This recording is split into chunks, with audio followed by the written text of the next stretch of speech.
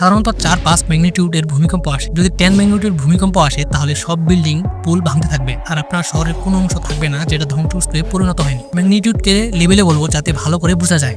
Level 3 মানে ভূমিকম্প আসবে কিন্তু ফিল হবে না, আর এরকম ভূমিকম্প ডেইলি লাখো জায়গায় হয় কিন্তু ফিল হয় না। লেভেল 4 মানে ভূমিকম্প যেটা অল্প ফিল হয় কিন্তু বিল্ডিং এর কিছু যায় আসে না। লেভেল 5 ম্যাগনিটিউড মানে ওই ভূমিকম্প যার কারণে দুর্বল ঘরের ছাদ ভাঙতে শুরু করে।